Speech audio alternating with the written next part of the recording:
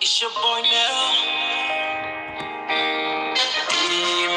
Imihanda iza twibuka ibyishimo twatanze, imvune zatuzonze, ingoma zirenze twakoze, ariko mukare kwemera kugeza na n'ubu. Oh yeah, se muzemera twahuye. Kuvuka ndi umuhungu nibyo byagizwe umuhanzi. Banyarwandakazi nongeye kubasuhuza. Njyewe ni Mukashema Claudine kuri Radio Televiziyo Ubumwe. Muri iyi minsi turangiza umwaka, nagiraga ngo nongere mbaganirizeho gato, ariko cyane cyane mbashimira ku buryo bumwe n'ubundi twabanye muri uyu mwaka urimo urangira usigaje amasaha make cyane. Ndagira ngo mpere gushimira abantu bose batwunganiye mu bitekerezo. Ndavuga ngo batwunganiye kuko murabizi nubwo ari njye ukunda kugaragara hano imbere, ariko turi ekipe. Mwatunganiye mu bitekerezo ku buryo bumwe n'ubundi, aho twibeshyaga, aho mwadushimaga mukavuga muti aya makuru turashimishwa nuko ari Radio Televiziyo Ubumwe yashoboye kuyatugezaho, ahandi barabitinye cyangwa se babiretse nkana. Ubwo rero ndabashimira cyane kuko burya umuntu ukunganiye mu bitekerezo ni inkunga ikomeye cyane. Ndagira ngo nshimire rero n'abatwunganiye mu buryo bwinshi butandukanye. Tuzagenda tubibagezaho buhoro buhoro muri uyu mwaka uzaza. Nagiraga ngo rero nanone mvuge ibyaranze Radio Televiziyo Ubumwe muri uyu mwaka. Twatangije ibiganiro bivuga kuri revolisiyo, ariko biracyanakomeza nubwo byagiye bihagarara kubera rwinshi twagize duterwa na bamwe bakorera FPR ndetse n'abandi bamwe batubeshya ko ngo bari ku rugamba hamwe natwe, tukagenda tubibona ko batari kumwe natwe, bigatuma dusa n'abahagarara gatoya kugira ngo tubanze twitegereze maze tugire icyo tubivugaho n'icyo tubikoraho, tutazagwa mu mitego mibi. Ikibuga dukiniraho, hari umuvandimwe ukunda kuvuga ngo kiranyerera, nibyo koko, niyo mpamvu ari ukubyitondera. Ibindi twakoze uyu mwaka nabyo ni byinshi cyane. Njyewe ku giti cyanjye nashoboye kujya guhura n'izindi televiziyo tukaganira, nabyo ni ubumwe. Ni ubumwe bw'Abanyarwanda. Abantu benshi bakunda kwifuza ngo iba Abanyarwanda bashyiraga hamwe ngo intambara yakwihuta, ngo twakwikiza bariya bagome vuba. Rero muri ibyo byifuzo by'Abanyarwanda ndetse na ekipe yacu, twemeranyije ko najya ngenda nkaganiriza izindi televiziyo. Mbere nabikoraga ku giti cyanjye, ariko ubu ngubu noneho nagiye tumwe na ekipe yacu tuganira n'izindi radio televiziyo zikorera kuri YouTube. Ndetse umwaka utaha biri mu byo nzakora kujya kuganira n'abandi bantu bo mu bindi bihugu.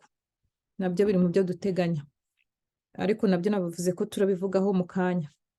Ibindi byaranze Radio Televiziyo Ubumwe rero, nagira ngo nongere ngaruke kuri Muzehe Matata. Yakomeje kudutera inkunga y'ibitekerezo kenshi cyane.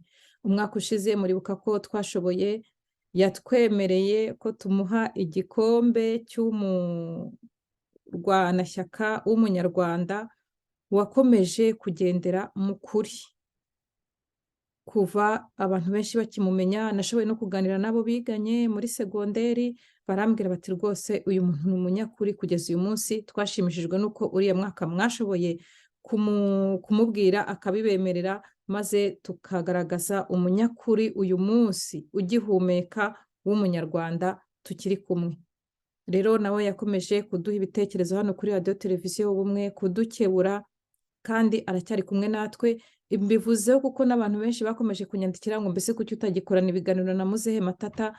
Nta kintu na kimwe njye nawe twapfa, murabizi ni umubyeyi, njyewe rwose ni n'umubyeyi wanjye, yarabyivugiye nanjye narabyishimiye. Rero nta kintu, umubyeyi niyo umwana yakosa, uretse nanjye Muzehe Matata n'abandi bose arongera akabagirira impuhwe, akabagumisha mu muryango. Rero nta yindi mpamvu, ni ukubera ko kugeza uyu munsi kuri radiyo televiziyo biratugora, uretse na muzehe Matata wenda hari n'abandi benshi tutashoboye gukorana ibiganiro kubera jugujugu buri muntu agera ku giti cye, ndetse na tekinoloji tutari twashobora kugeraho neza kuri radiyo televiziyo ubumwe.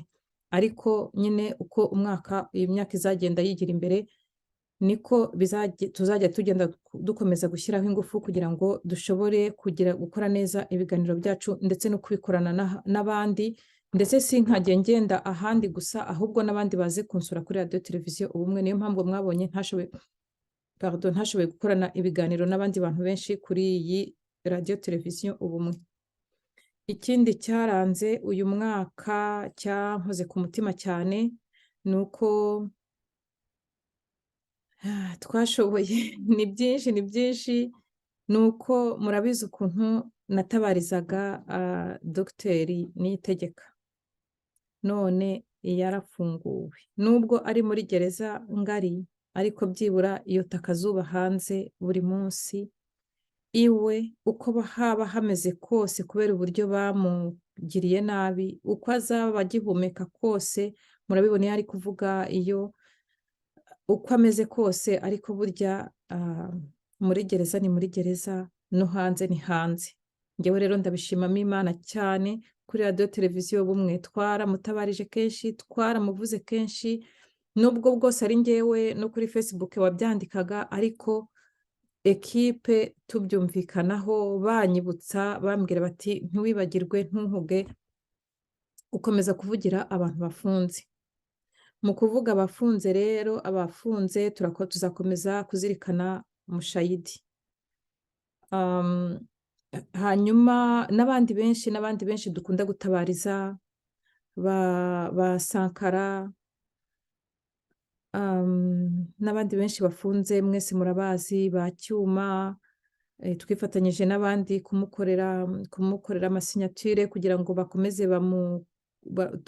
bamutabarize, ndetse bamukure kuri iriya ngoyi yo gukomeza kumukorera iyicarubozo bamushyiragaho.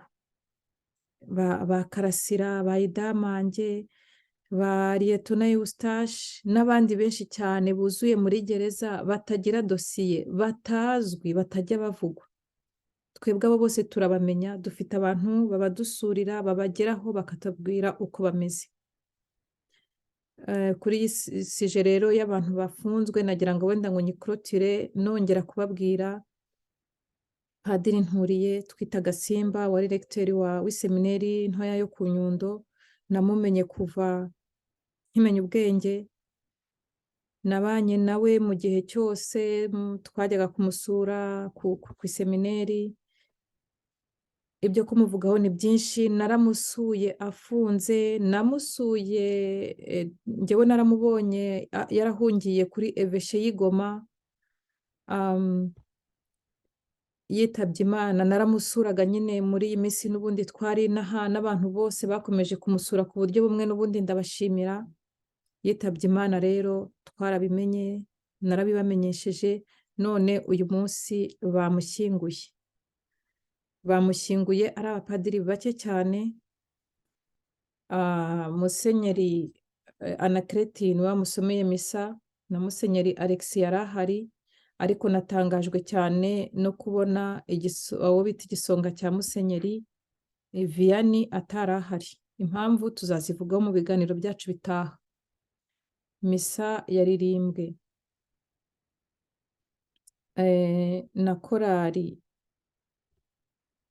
Saint Grégoire, ariko bamushyinguye muri chapelle bita ngo ni y'aba Saint Vincent. Kuri ubu ngubu ni chapelle yo muri lise. Umuntu wabaye regiteri w'iseminari yo ku Nyundo bamushyinguye muri chapelle yo kuri lise,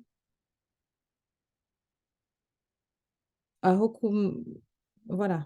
Ibindi tuzabivugaho mu biganiro byacu bizaza, n'ayo makuru nagiraga ngo mbagezeho. Ibindi byaranze uyu mwaka ku bwanjye, naruhuke kandi aruhukiye mu mahoro. Yaritanze ku buryo bwinshi cyane, akiri muzima, afunze, anarwaye, yarababajwe ku buryo buhagije. Icyari gisigaye ni ukuruhuka. ku bwanjye Imana ishimwe ariruhukiye, kandi ibindi byiza umuryango nyarwanda biri imbere, agiye mu batagatifu, agiye mu ntwari z'abanyarwanda zababajwe muri ibi bihe, muri iki kinyejana cyacu. Rero mu kanya mbese nari ndimo kuvuga ibyiza, ariko aho umuntu ari ntihabura urunturuntu, ndetse ntihabura n'ibibazo twahuye nabyo nk'abandi bose, ariko ku bwanjye ntago ari ibintu biremereye, ntago ari byinshi ku buryo nabitindaho. Ndumva nta n'ibyo nibuka dayeri. Kuri radiyo televiziyo ubumwe rero nashaka gushimira byimazeyo umugabo witwa Kayumba Kamisi. Nubwo mutamubona hano, ariko nawe ari muri ekipe yacu, ari muri ekipe y'abantu bafunguye radiyo televiziyo hamwe na Madame Mukashema Esperance, akaba ari mu bakomeje urumuri, mu gifaransa bavuga ngo ni flambo yadusigiye. Ndagira ngo mushimire by'umwihariko muri uyu mwaka, nk'uko bisanzwe, nk'uko yarasanzwe akora akazi ko kurwanya ikibi, n'uyu mwaka rwose yaragakoze. Ndagira ngo mushimire by'umwihariko. Mu byo duteganya rero kuzakora umwaka utaha, nimwicare neza mbabwire.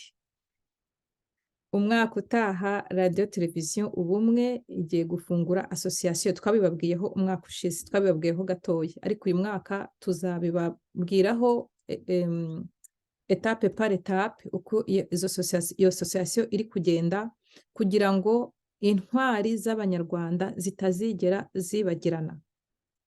Intwari zacu niho tuzajya tumurikira ibitabo twanditse. Igitabo nanditse kizasohoka mu minsi izaza, umwaka utaha. Igitabo cyanditswe na Madame Mukashema Esperance avuga ku mwana we Sheja, n'ibindi bitabo byose abazashaka kutunyuzaho tuzajya dusuzuma hamwe na komite ya radiyo televiziyo ubumwe, tukabona ko koko twabihitisha ari kuri radiyo yacu, ari muri iyo association. Ntabwo tuzahagarikira aho ngaho rero. Ibikorwa duteganya ni byinshi cyane muri association, ni ukuyizamo ababishaka. Tuzagenda tubibabwira nk'uko nabivuze, ariko gufungurwaho ku mugaragaro izafungurwa rwose mu matariki azaza y'uyu mwaka uzaza, ariko ibyo twagombaga kuyikoraho byose byarangiye. Rero ndashima cyane cyane byimazeyo umuntu wese watanze umusanzu we kugira ngo iyo association uyu munsi ibe igiye kujya ku mugaragaro. Ntabwo tuzagarukira kuri association gusa, hazaba na za fondation. Hazaba fondation Sheja. Sheja yari umwana muto cyane w'imyaka 7. Mu Banyarwanda dukunze kuvuga ngo twavuga umuntu bakagaragaza ko yari mukuru, buri muntu akagenda avuga icyo yaba yaramenye, yaba yarakoze cyangwa yarabyumviseho. Ugasanga kuvuga intwari, kuvuga umutagatifu mu Banyarwanda biraruhije. Ariko ndagira ngo mbabwire nti uriya muvandimwe Sheja w'imyaka 7 wishwe na FPR, umubyeyi we akabitangaza akabivuga hose, yarangiza akamagana akarengane. Uriya mwana w'umuhungu ni uwo gukomeraho. Hazaba fondation Sheja rero. Ngira ngo mpamagarire n'ababyeyi bose bafite abana babo bishwe kuriya, ba bana twumvaga ibyumba bafataga bagakubita ku bikuta, ba bana bo mu majyaruguru bishwe, abakiri bato cyane, ababyeyi bose babishaka, babishoboye ndetse n'abatazibishoboye bazaze bifatanye natwe muri izo association, muri izo fondation. Rero turabararikiye 2023 ni ibyo gukomeza kurwanya ubugome, ariko tubanje kugaragaza uburyo ubugome bwakozwe, aho bwakorewe, impamvu babukoze, kwamagana bampatse ibihugu n'abakorana nabo bose, kugira ngo Abanyarwanda, abirabura badakomeza kubaho kandi ubuzima ari Imana ibutanga. ntabatindiye rero nagiraga ngo nongere mbashimire byimazeyo abakoze subscribe bariyongereye ndabashimiye byimazeyo abidezabonesheje nabo rwose ndabashimiye aho kuguma aho mudashaka muzajye mwigendera abaduteye inkunga z'ibitekerezo abadukebuye haba mu gikari haba ku mugaragaro kuri komanteri abadutuka namwe niba mwumva ko ari byo byaborohera mwinigure ariko ntabwo ari cyo gisubizo cyo kugira amahoro arambye nagira ngo rero nshimire abanyarwanda bose nshimira cyane cyane ekipe ya radiyo televiziyo ubumwe amahoro kuri twese mu 2023 turakomeje urugamba rwa revolisiyo kandi turi mu nzira y'ukuri turi mu nzira nyayo tuzatsinda murakoze murakarama reka twongere twumve uyu muvandimwe utubwira ati ntago byoroshye byose tuzabyibuka